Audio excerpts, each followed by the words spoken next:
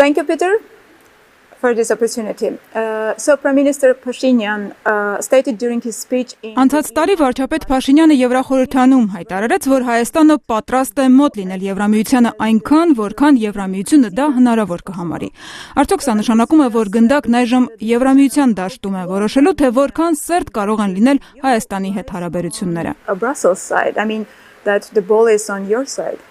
The nature of relations between two partners always depends on their ambitions. Երկու գործընկերների հարաբերությունների բնույթը միշտ կախված է նրանց հավակնություններից, այնպես որ դա իհարկե կախված չէ միայն Բրյուսելից կամ միայն Երևանից։ Դա կախված է նրանից, թե որտեղ ենք մենք ցանկանում միասին լինել եւ որքան հեռու ենք ուզում գնալ մեր համագործակցությունն ամրապնդելու համար։ Բրյուսելում կայացած ԱՄՆ-ԵՄ Հայաստան եռակողմ հանդիպումը ապացուցում է, որ մենք մոտենում ենք միմյանց, եւ սա հիմնված է ընդհանուր վճռականության վրա։ Is a proof that we are getting closer to each other. And this is based on a shared determination. And can you elaborate a little bit Կարող եք մանրամասնել, սա նշանակում է խորացնել հարաբերությունները արդեն իսկ գոյություն ունեցող համապարփակ ու ընդլայնված գործընկերության շրջանակներում նոր համաձայնագիր ստորագրել, թե միգուցե Հայաստանին տալ Եվրամիության թեկնածուի կարգավիճակ։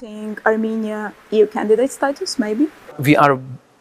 basing our current work on what we have. Մեր ընթացիկ աշխատանքում մենք հիմնվում ենք այն հենքի վրա, որ ունենք։ Միաժամանակ արդեն առաջ ենք տանում դա գործընկերության նոր օրակարգով, որը համաձայնեցվել է 2 ամիս առաջ եւ կրկին ամրապնդվել Բրյուսելում։ Secretary Blinken, President von der Leyen and High Representative Borrell and Prime Minister of Armenia, of course. ԱՄՆ պետքարտուղար Բլինքենի, նախագահ von der Leyen-ի, բարձր ներկայացուցիչ Բորելի եւ Հայաստանի վարչապետի հանդիպումը իհարկե ընդգծեց կամ ձևակերպեց, ինչ ենք ուզում անել, ինչպես ենք ուզում անել։ Իհարկե ելնելով մեր ունեցած հնարավորություններից, միաժամանակ գիտակցումից, որ մենք մեր ունեցածն ավելի ենք ընդլայնում եւ բերում նոր, ավելի բարձր մակարդակի, որովհետեւ ուզում ենք համագործակցել առավել սերտ ու ընդարձակ եւ առավել լայն հարցերի շուրջ ու ավելի շատ ոլորտներում։ More closely and more widely on more issues on more areas. Security, as you know, is a top concern for Armenians, and French foreign minister stated Հայաստանցիների համար այսօր անվտանգությունն է ամենամեծ մտահոգությունը։ Ֆրանսիայի արտգործնախարարը անցած հոկտեմբերին Երևանում հայտարարեց, որ Եվրամիությունը կարող է ավելին անել օգնելու Հայաստանին։ Նա մասնավորապես գրավոր դիմում էր ուղարկել Եվրամիության արտգործնախարարին, որպեսզի Հայաստանը եւս ներառվի Եվրամիության խաղաղության մեխանիզմից օգտվող երկրների ցանկում։ Սակայն առաջընթացն այս ուղղությամբ դանդաղ է, մինչդեռ Հայաստանն անհետաձգելի օգնության կարիք ունի։ There was nothing told about this. While you know that the threats that Armenia face are imminent. But this is something for the member states to decide because we are talking about security. Սա անդամ երկրների որոշելիքն է, քանի որ խոսքը անվտանգության քաղաքականության մասին է, ինչը մի ոլորտ է, որ գտնվում է անդամ պետությունների խիստ վերահսկողության ներքո եւ այնտեղ ցանկացած որոշում կարող է ընդունվել միայն բոլոր անդամ պետությունների համաձայնությամբ, բայց նրանք աշխատում են դրա վրա։ For example, discussions on support from the European Peace Facility, the EPF. Խաղաղության եվրոպական հիմնադրամի աջակցության շուրջ քննարկումները շարունակվում են եւ ինչ-որ պահի որոշում կկայացվի, բայց Եվրամիությունում գործընթացները որոշակի ժամանակ են պահանջում, հատկապես հաշվի առնելով, որ դրա շուրջ պետք է կոնսենսուս լինի բոլոր 27 անդամ պետությունների միջև։ Especially when you consider that it needs to be 27 member states finding a consensus. Another question is visa liberalization. Մեկ այլ հարց, որ տևական ժամանակ է հուզում է հայաստանցիներին, վիզաների ազատականացումը։ Մի կողմից Հայաստանի ու Եվրամիության միջև հարաբերությունները երբեք այսքան սերտ չեն եղել։ Մյուս կողմից Բրյուսելը դեռ ուսումնասիրում է այս հարցով երկխոսություն սկսելու հնարավորությունները։ Որն է ուշացման պատճառը՝ եվրոպական վարչարարությունը, որոշ անդամ երկրների դժկամությունը, թե Հայաստանն է, որ չի կատարում իր պարտավորությունները։ Armenia is not fulfilling its obligations. Well, first of all, there is no delay because in order to have a delay you need to have a timetable. No one set a timetable. Նախ ուշացում չկա, քանի որ դրա համար պետք է ունենալ ժամանակացույց։ Ոչ ոք ժամանակացույց չի սահմանել։ Վիզաների ազատականացումը նման է Եվրամիության մյուս գործընթացներին։ Դա շատ մանրակրկիտ, մեծապես տեխնոկրատական գործընթաց է։ Ի վերջո նաև քաղաքական, քանի որ որոշումը պետք է հաստատվի անդամ պետությունների կողմից։ Այստեղ է պատասխանը ձեր հարցին, թե ինչու է դա այդքան երկար տևում։ Որովհետև անդամ պետությունները պետք է գտնեն լավագույն ճանապարհը, համոզվելու, որ իրենք գոհ են բոլոր այն չափանիշներից, որոնք կատարվել են, որ ունեն բավարար երաշխիքներ, որ վիզային ռեժիմի ազատականացումը չի չարաշահվի եւ այլն։ So there are technical technique, security and other considerations that the Կան տեխնիկական, անվտանգային եւ այլ նկատառումներ, որոնք անդամ պետությունները հաշվի են առնում որոշումներ կայացնելիս։ Որոշումը նրանք պետք է կայացնեն, բայց մենք հայտարարել ենք, որ վիզային ռեժիմի ազատականացումը խաղաղության եվրոպական հիմնադրամից աջակցության հետ զուգահեռ այն ոլորտներն են, որտեղ մենք ցանկանում ենք ավելի մանրամասն քննարկել գործնական արդյունքների հասնելու հնարավորությունները, այնպես որ պատրաստակամությունը կա։ And now we are in the process to find out the practicalities. The delimitation of the border between Armenia and Azerbaijan is another sensitive issue. Մեկ այլ զգայուն հարց է Հայաստանի եւ Ադրբեջանի միջև սահմանի դելիմիտացիան։ Երևանը պնդում է, որ ադրբեջանական զորքերը Հայաստանի վրա հարձակումներով ռազմավարական բարձունքներ ու տարածքներ են գրավել, Բաքուն հերքում է սա։ Կարող է Եվրամիությունն օգնել վերականգնելու Հայաստանի տարածքային ամբողջականությունը եւ արդյոք Բրյուսելում կա նման պատրաստակամություն։ Well, for issues of territorial integrity, sovereignty, we have international law. Տարածքային ամբողջականության ինքնիշխանության համար մենք ունենք միջազգային իրավունք եւ Եվրամիությունը շատ հստակ մոտեցում ունի, պետք է հարգել միջազգային իրավունքը, այն չի կարող խախտվել, իսկ եթե կան խնդիրներ, ապա դրանք պետք է լուծվեն բանակցային սեղանի շուրջ։ Այդ իսկ պատճառով մենք մեծապես ներգրավված ենք աջակցելու Ադրբեջանի եւ Հայաստանի միջև բանակցությունների գործընթացին, լուծելու բոլոր առկա խնդիրները։ President of the European Council, Charles Michel, is very much engaged in it. Եվրոպական խորհրդի նախագահ Շարլ Միշելը շատ է ներգրավված դրանում։ Բարձր ներկայացուցիչ Բորելի եւ հատուկ ներկայացուցիչ Տոյվոկլարի աջակցությամբ։ Սա այն է, ինչը մենք արդեն անում ենք։ Աշխատում ենք երկու կողմերի հետ երկկողմ եւ եռակողմ ձևաչափերով այդ գործընթացն առաջ տանելու համար։ Բայց ի վերջո Ադրբեջանն ու Հայաստանը պետք է իրենք լուծումը գտնեն։ Ոչ ոք չի կարող խնդիրը լուծել ձեր փոխարեն։ Ոչ ոք չի կարող ձեզ լուծումներ պարտադրել։ Մենք բոլորս միջազգային հանրությունը միայն կարող ենք օգնել։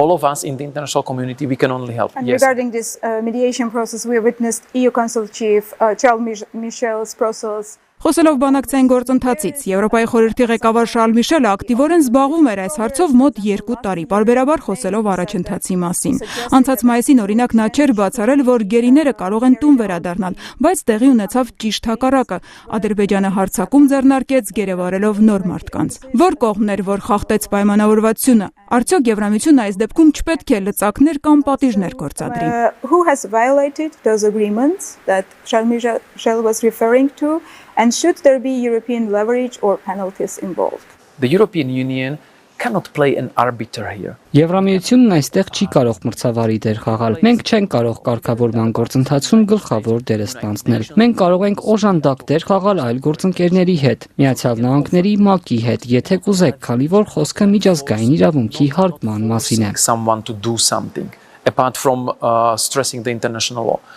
But we can offer our good services, our best practices. Մենք ոչ թե լծակ են գործադրում, ոչ թե պարտադրանք ինչ-որ մեկին ստիպելու, ինչ-որ բան անել, այլ առաջարկում ենք մեր ծառայությունները, մեր լավագույն փորձը եւ մեր լավ մտադրությունները օգնելու կողմերին լուծում գտնել։ Բայց ի վերջո կրկին ընդգծեմ, Ադրբեջանն ու Հայաստանն է, որ պետք է պայմանավորվեն։ Եվրամիությունը նույն դիրքորոշումն ունի ամբողջ աշխարհում։ Եթե մենք մի փոքր հեռանանք եւ դա դիտարկենք ավելի լայն տեսանկյունից, ապա Եվրամիությունը նպաստում է Սերբիայի եւ Կոսովոյի միջև հարաբերությունների կարգավորմանը, որ շարունակվում է ավելի քան 10 տարի եւ այս երկրները շատ ավելի մոտ են Եվրամիությանը։ Մենք հեշտացնում ենք գործընթացը, բայց չեն կարող ստիպել նրանց լուծում գտնել, քանի դեռ նրանք չեն տեսնում, որ այս լուծումը երկուսի համար էլ լավ փոխսիճում է։ Israel-Palestine the same. You have had the peace process going for Նույնն է Իսրայելի եւ Պաղեստինի դեպքում։ Այնտեղ շատ երկար ժամանակ կարգավորման գործընթաց է եղել, բայց քանի դեռ երկու կողմերը պատրաստ չեն, ուրիշ ոչ ոք չի կարող լուծում պարտադրել։ Մենք երկրներին եւ գործընկերներին ինչ որ բան պարտադրելու գործով չենք զբաղվում։ Մենք շեշտում ենք միջազգային իրավունքը հարգելու անհրաժեշտությունը։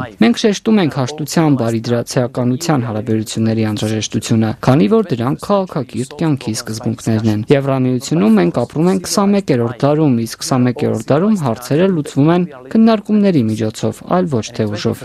You solve problems by discussions, not by force. Not by threats. Իմ հարցն էր, երբ ինչ որ մեկը խախտում է միջազգային իրավունքը, չպետք է պատասխան տա դրա համար։ Well, international law has provisions how to deal with the issues. Երբ խախտվում է միջազգային իրավունքը, մենք ունենք միավորված ազգերի կազմակերպություն, ունենք ՄԱԿ-ի անվտանգության խորհուրդ, եւ ցանկացած երկիր ազատ է հարցերը բերել անվտանգության խորհուրդ, արդարադատության միջազգային դատարան, միջազգային քրեական դատարան։ Սա է գոյություն ունեցող համակարգը, որը մենք ցանկանում ենք ամրապնդել։ Մենք պետք է այնպես անենք, որ միջազգային իրավունքը կիրարկվի եւ եւ դրա կատարման մի մասն էլ լինի կարգավորման գործընթացը, բանակցային գործընթացը։ Հայաստանի եւ Ադրբեջանի միջև ընթանում են բանակցություններ եւ տեղի է ունենում կարգավորման գործընթաց, անկախ ձեր նշած միջադեպերից, որոնք եղել են եւ ցավոք հավանաբար դեռ կլինեն։ Բայց սա եւս մեկ անգամ ընդգծում է, թե ինչու բոլորը պետք է իրենց առավելագույն ջանքերը ներդնեն լուծումներ գտնելու համար, որովհետեւ ի վերջո Եվրամիությունը չէ որ տուժում է, տուժում են մարդիկ եւ Հայաստանում եւ Ադրբեջանում, որովհետեւ անկայունության մթնոլորտում մշտապես ապրելը մտածելով թե ինչ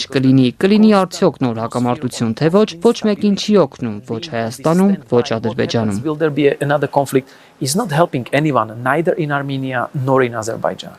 Just one more question. Today we heard about the humanitarian. Այսօր մենք կրկին լսեցինք արցախահայերին հավելյալ աջակցություն տրամադրելու մասին, բայց որևէ բառ չասվեց նրանց հայրենիքում ապահով ու արժանապատիվ կյանք ունենալու իրավունքի վերաբերյալ։ Այս հարցը փակված է Բրյուսելի համար։ Absolutely, this issue is still on the table. This issue we are very much aware. Անտարակույս այս հարցը դեռ սեղանին է, մենք շատ լավ գիտենք, թե դա ինչ ազդեցություն ունի հայ ժողովրդի վրա, հայ հասարակության վրա, որքան կարևոր է հայ ժողովրդի, բայց նաև Ադրբեջանի համար, որովհետև այս մարդիկ Ադրբեջանից են, Լեռնային Ղարաբաղից։ Լեռնային Ղարաբաղը մեզ համար միշտ դե յուրե եղել է Ադրբեջան։ Nagorno-Karabakh for us always de jure was Azerbaijan.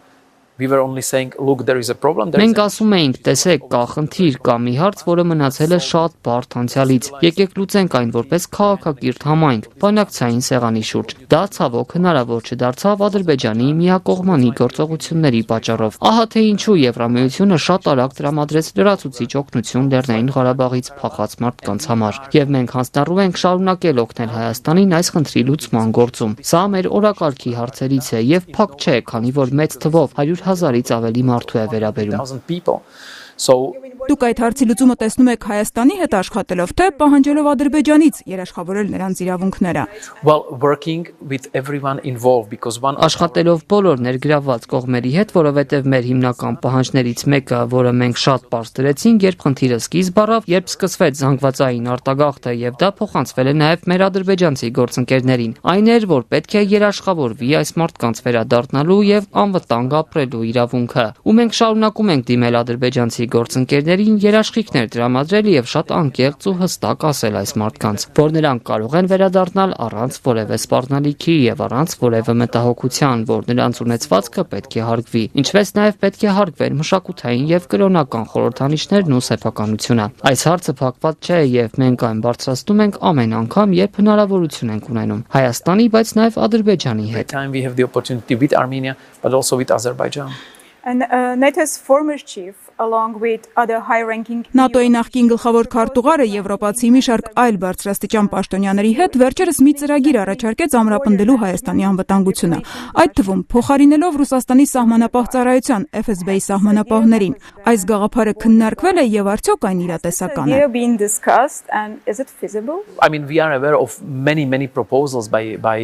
many different actors. Մենք տեղյակ ենք տարբեր դերակատարների բազմաթիվ առաջարկների մասին, բայց ըստ Եվրամիության աշխատակարգի երրորդ երկրների հետ հարաբերություններին առնչվող հարցերը քննարկվում են անդամ պետությունների կողմից, այսինքն տվյալ պահին գործող կառավարությունների կողմից։ Մեր դեպքում օրինակ դա արտաքին հարաբերությունների խորհուրդն է։ Foreign ministers were discussing the issues of further cooperation with Armenia. Նոյեմբերին, երբ արտգործնախարարները քննարկում էին Հայաստանի հետ հետագա համագործակցության հարցերը, նրանք մատնանշեցին 3 ոլորտ, որտեղ մենք կարող ենք ավելին անել՝ խաղաղության եվրոպական հիմնադրամը, Հայաստանի տնտեսության եւ հասարակության դիմակայունության ամրապնդումը եւ վիզային ռեժիմի ազատականացումը։ Սրանք են այն ոլորտները, որոնք Եվրամիությունը նախանշել է եւ որոնց վրա հենց հիմա ցանկանում է կենտրոնանալ։ Մենք հստակեցրել ենք նաեւ այլ ոլորտներ, որտեղ ցանկանում ենք կենտրոնացնել մեր ընդլայնված համագործակցությունը՝ կապի, էներգետիկայի ոլորտ, տնտեսության ամրապնդմանը վերաբերող հարցեր։ Այնպես որ իհարկե առաջարկները շատ են, բայց ի վերջո խոսքը Հայաստանի ներկայացրած պահանջի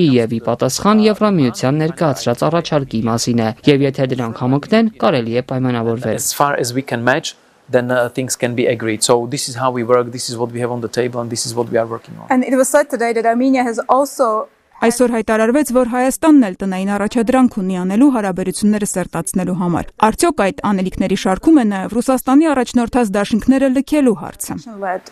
organizations and institutions. Well, the homework defined for Armenia was more meant in sense of continuing the reforms. Հայաստանի համար սահմանված տնային աշխատանքն ավելի շատ բարեփոխումներ է շարունակելու իմաստով էր։ Մենք խոսում ենք Հայաստանը քաղաքական եւ տնտեսական առումով Եվրամիությանը մոտեցնելու մասին, եւ դա ներառում է իհարկե բարեփոխումների վրա աշխատանք, ժողովրդավարական ինստիտուտների ամրապնդում եւ բարեփոխում, իհարկե անհրաժեշտ տնտեսական բարեփոխումներ, օրենքի գերակայության ապահովում, կոռուպցիայի դեմ պայքար, եւ այս հարցում Հայաստանը հսկայական աշխատանք է կատարել։ Սա գնահատվեց այսօր եւ շարունակում է գնահատվել, բայց իհարկե կան խնդիրներ, որոնք դեռ պետք է բարելավվեն։ But of course there are issues that still need to be improved. When it comes to your relations with Russia, the EU is not that kind of actor that would say if you want to work with us you have to Ինչ վերաբերում է Ռուսաստանի հետ ձեր հարաբերություններին, Եվրամիությունն այն դերակատարը չէ, որ ասի, եթե ուզում եք աշխատել մեզ հետ, պետք է հրաժարվեք բոլոր մյուս գործընկերներից։ Մենք կողմ ենք ներառական համագործակցությանը, եթե կարծում եք, որ ձեր շահերից ելնելով կարևոր է կամ լավ է, կամ ձեռնտու է Ռուսաստանի հետ ինչ-որ համագործակցություն ունենալը, կարող եք դա ունենալ, եթե այն չի հակասում Եվրամիության քաղաքականությանը, օրինակ մեր պատժամիջոցների քաղաքականությանը։ If you develop closer ties with EU, it doesn't mean you have to reduce your ties with any other partner. Whether you want to have Russian soldiers, Russian FSB or any other Russian law enforcement agencies on your soil. Այսպիսով, եթե դուք ավելի սերտ կապեր եք զարգացնում Եվրամիության հետ, դա չի նշանակում, որ պետք է կրճատեք ձեր կապերը որևէ այլ գործընկերոջ հետ, անկախ նրանից դուք ցանկանում եք ունենալ ռուս զինվորներ, ռուսական FSB կամ որևէ այլ ռուսական իրավապահ մարմին ձեր հողում, դա ձեր ինքնիշխան որոշումն է։ Մենք չենք ասում, եթե ուզում եք մեզնից ավելին ստանալ, պետք է ազատվեք ռուսներից։ Եվրամիությունն այդպես չի աշխատում։ But it has nothing to do with us and us potentially saying if you want to have more from us, you have to get rid of the Russians. This is not the way EU works. Many thanks, Peter. Welcome.